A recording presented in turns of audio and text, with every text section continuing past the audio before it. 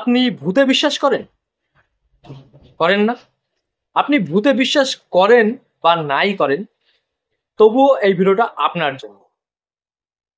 ভিডিওটা স্কিপ করবে না, আপনার কাজে লাগবে। ভিডিওটা দেখুন। মানুষকে ভূতে ধরেছে শুনেছেন? হ্যাঁ, শুনেছেন। প্রায় শোনা যায়। বহু প্রাচীন কাল থেকে কিন্তু এই জিনিসটা মানুষ বিশ্বাস করে আসছে যে মানুষকে ভূতে ধর।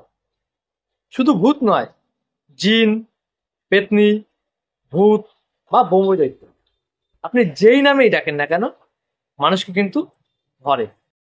আপনার বাড়ির বা বাড়ির আশেপাশের কাউকে যখন ভূতে বা জিনে ধরে, তখন বাড়িতে ওঝা বা কবিরাজ ডেকে আনা হয় ভূত তাড়ানোর জন্য, জিন তাড়ানোর জন্য। সেই ওঝা কবিরাজের মুখ থেকেই জানতে পারা যায় ভূত বা জিন কোন গাছে ছিল, বাড়ির কাছাকাছি বা বাড়ির দূরে। এমনই 10টি গাছের নাম এই ভিডিওর মাধ্যমে আমরা জানবো। গাছের ছবি, ভিডিও আমরা দেখব। যেই সব গাছে ভূতেদের খুবই পছন্দ, ভূতেরা বসবাস করে। চলুন বন্ধুরা, ভিডিওটা শুরু করি। ভিডিওটা শুরু করার আগে একটা ছোট্ট রিকোয়েস্ট করবো, চ্যানেলে যদি নতুন হয়ে থাকেন অবশ্যই চ্যানেলটি সাবস্ক্রাইব করে রাখুন। ভিডিওটা কেমন লাগলো কমেন্ট করে জানান, লাইক দিন, আর অন্তত ভিডিওটি একজনের সঙ্গে শেয়ার করে রাখুন। যেই গাছগুলোর নাম বলবো এই ভিডিওতে, সেই গাছগুলো থেকে আপনারা সাবধানে থাকবেন। এত গাছের মাঝেও এমন একটি গাছ রয়েছে যেই গাছে দেখলে ভূত বা জিন দূরে পালায়। সেই গাছেরও নাম এই ভিডিওতে জানিয়ে দেবো ভিডিওটির শেষে। সবার প্রথমে যেই গাছটির নাম আপনাদের বলবো, সেই গাছটির নাম বাঁশঝাড়। সবচাইতে বেশি এই বাঁশবাগান থেকেই কিন্তু মানুষদের ভূতে ধরে। বন্ধুরা, কখনোই দুপুরবেলায় একা একা এই বাঁশবাগানে আসবেন না। সাথে সন্ধেবেলায়ও কিন্তু এই বাঁশবাগানে আপনারা আসবেন না। সবচাইতে বেশি মেয়েদেরই ভূতে ধরে এই বাঁশবাগান থেকে। কখনো যদি মেয়েরা খোলা চুলে এই বাঁশবাগানের নিচ থেকে যাতায়াত করে, সবচাইতে বেশি দৃষ্টি আকর্ষণ করে মেয়েদের। কখনোই খোলা চুলে এই বাঁশবাগানে আসা যাবে না। আপনি যদি দেখেন এই বাঁশঝাড়ে অকারণেই একটি বাঁশ শুয়ে আছে বা নুয়ে আছে, কখনোই টপকানোর চেষ্টা করবেন না বা ডিঙিয়ে যাওয়ার চেষ্টা করবেন না, আপনার বিপদ হতে পারে।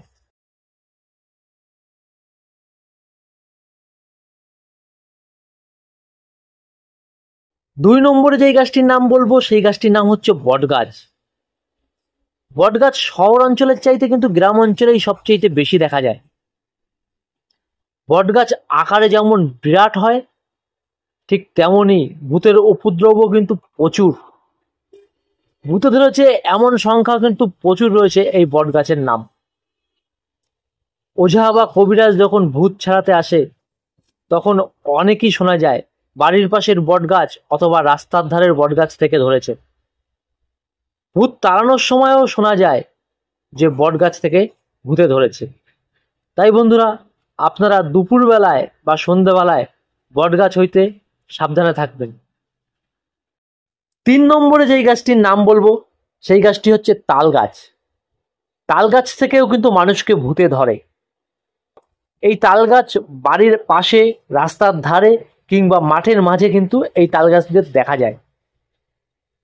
বিশেষ করে দুপুর বেলায় খোলা চুলে কোনো মতেই এই তাল গাছের নিচে আসা উচিত নয়।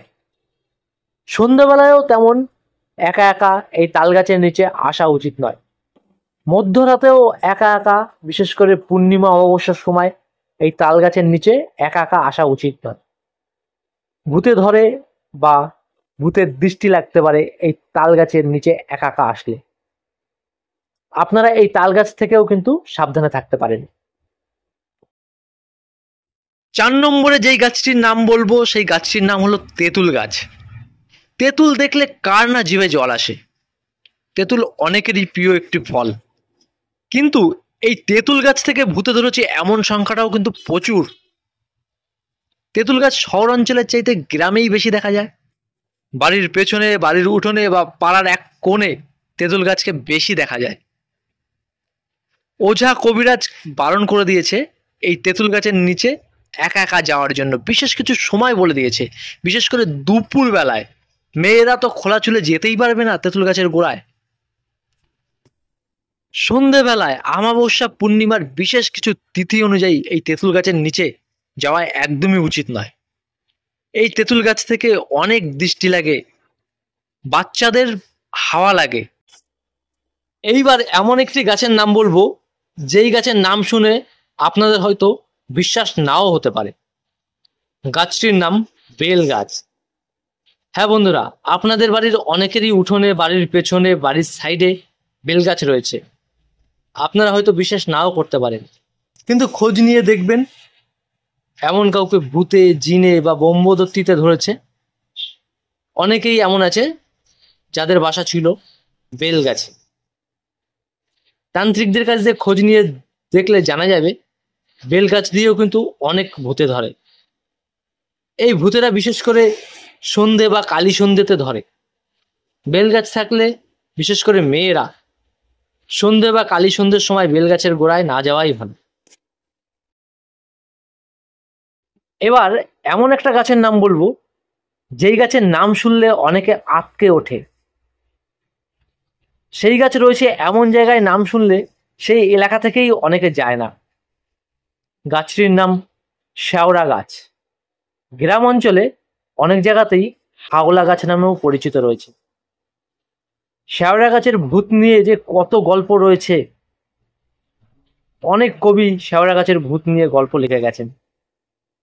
এই শেওড়া গাছ থেকেই ভূতে ধরে সবচাইতে বেশি, বাঁশবাগানের মতো। শেওড়া গাছ সাধারণত ঝোপে ঝাড়ে, পুকুর ধারে, খালের পাড়ে, পরিত্যক্ত জায়গায় দেখা যায়। শহর অঞ্চলে খুব কম দেখা গেলেও গ্রাম অঞ্চলে কিন্তু এখনো শেওড়া গাছ দেখা যায়। শেওড়া গাছে গ্রাম অঞ্চলে কথিত রয়েছে এই গাছে নাকি পেত্নীরাও বসবাস করে। কবিরাজরা এই শেওড়া গাছের আশপাশ দিয়ে যেতে সবসময় বারণ করে। আমরা এখন যে গাছটির নাম বলবো, গাছটির নাম হচ্ছে ছাতিম। আগে এই গাছটির কদর অতটা না থাকলেও এখন কিন্তু বেশ কদর রয়েছে। অনেকে শখের বশেই বাড়ির পাশে, পার্কে, রেল স্টেশনে বা রাস্তার মোড়ে এই গাছটিকে বসায়।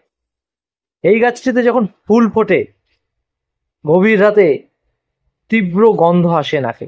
কারো কারো ভালো লাগে, কারো কারো মাথাও ঘোরে। গ্রাম অঞ্চলে সবচাইতে ভয়ঙ্কর গাছের মধ্যে ছাতিম গাছ একটি। বিশেষ করে জিন থাকে এই ছাতিম গাছে। এই ছাতিম গাছের জিনেরা অনেক সময় সাপের রূপ ধারণ করে থাকে। তাই আপনার বাড়ির পাশে যদি ছাতিম গাছ থাকে, আপনাকে আজকেই সতর্ক হয়ে যাওয়া উচিত। জিনেরা সাপের রূপ ধারণ করে কিন্তু এই ছাতিম গাছে বসবাস করে।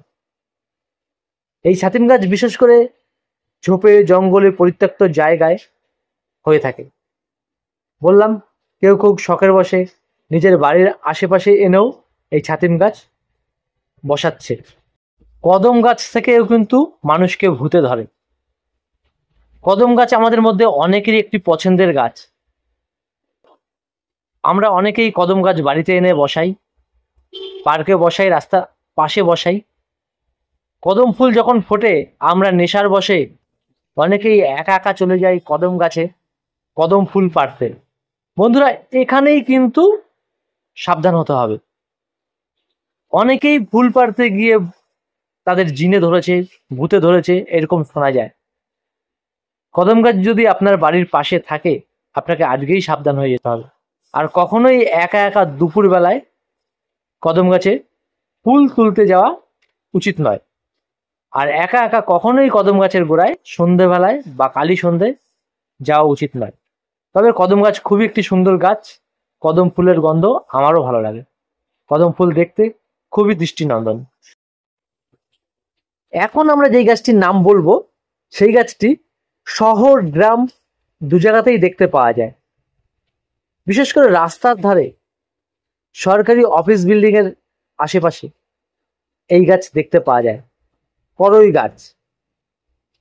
করই গাছ থেকেও ভূতে ধরেছে, জিনে ধরেছে, এরকম অনেক শুনতে শোনা যায়। তাই বিশেষ করে ভূতের যে সবচেয়ে বেশি যেই টাইমটায় ধরে দুপুরবেলায় বা সন্ধ্যেবেলায়, আপনারা কখনোই একা একা পরের গাছের নিচে যাবেন না। এবার আমরা যেই গাছটার কথা বলবো সেই গাছটার নাম গাব গাছ। বিশেষ করে গ্রাম অঞ্চলে এই গাব গাছকে নিয়ে অনেক ঘটনাই শোনা যায়। অনেকেই গাব গাছকে ভূত পেতনির আস্তানা বলেই জানে। ওঝা, তান্ত্রিক, কবিরাজরা সন্ধেবেলায় এবং দুপুরবেলায়, বিশেষ করে মেয়েদের একা একা খোলা চুলে এই গাব গাছের নিচ থেকে হাঁটতে বারণ করে। বিশেষ করে বছরের বেশ কিছু দিনে, যেমন অমাবস্যা, পূর্ণিমা, এই ধরনের দিনগুলো যদি গাব গাছকে এড়িয়ে চলা যায় তাহলে অনেক বিপদের হাত থেকে মুক্তি পাওয়া যায়। এছাড়াও বেশ কিছু গাছ রয়েছে যা ভূতেদের, পেতনিদের বা জিনদের আস্তানা বলে পরিচিত। তার মধ্যে সবচাইতে ভয়ঙ্কর যেই গাছটি তার নাম শিমুল। শেওড়া গাছের মতোই আরেকটি ভয়ঙ্কর গাছ শিমুল। তেমনই আরেকটি ভয়ঙ্কর গাছ রয়েছে নিম গাছ। হ্যাঁ বন্ধুরা, আমাদের প্রত্যেকের বাড়িতেই প্রায় নিম গাছ দেখা যায়, কিন্তু এই নিম গাছ একটি ভয়ঙ্কর গাছ। এই গাছে ভূত পেতনিদের আড্ডা বলেই পরিচিত। বিশেষ কিছু তিথি নক্ষত্রতে নিম গাছে ভূতের উপস্থিতি টের পাওয়া যায়। তাছাড়াও রয়েছে হিজল গাছ। এই হিজল গাছও কিন্তু ভূতেদের একটি আস্তানা বলেই পরিচিত রয়েছে। বন্ধুরা, ভিডিওতে দেখলেন যতগুলো গাছ, সেই গাছগুলো বাদ দিয়েও যদি আপনার জানা থাকে যে ভূতেদের আস্তানা রয়েছে এমন কোনো গাছ যেই গাছগুলো ভূতেদের পছন্দের, আপনারা কমেন্ট করে জানাতে পারেন। আর আপনি কি কখনো নিজের চোখে ভূত দেখেছেন? দেখলেও কমেন্ট করে জানান। এমন একটি গাছের নাম বলবো যেই গাছ নাম শুনলেই বা যেই গাছ দেখলেই ভূত, জিন, ব্রহ্মদত্ত বা পেতনিরা ভয়ে পালায়। কি এমন গাছ? হ্যাঁ বন্ধুরা, গাছটির নাম কুল গাছ। কুল গাছের আরেকটি নাম রয়েছে বড়ই গাছ। এই কুল গাছ বা বড়ই গাছ যদি আপনার বাড়িতে থাকে বা আপনার সীমানায় থাকে তাহলে ভূত, পেত, জিন এই কুল গাছ দেখেই পালাবে। ওঝা, কবিরাজ, তান্ত্রিকরা যখন ভূত ছাড়ায় বা ঝাড়ায় তখন কিন্তু এই কুল পাতা ব্যবহার করে। বন্ধুরা, এই ভূতের ওপরে আপনাদের ভিডিওটা কেমন লাগলো? যদি ভালো লাগে অবশ্যই কমেন্ট করে জানান, লাইক দিন, অন্তত একজনের সঙ্গে ভিডিওটা শেয়ার করে রাখুন। আর চ্যানেলে নতুন হলে অবশ্যই চ্যানেলটি সাবস্ক্রাইব করে রাখুন। আজ এখানেই রাখছি, দেখা হবে একটা নতুন দিনে নতুন ভিডিওর সাথে। ততদিন পর্যন্ত ভালো থাকবেন, সুস্থ থাকবেন। টাটা।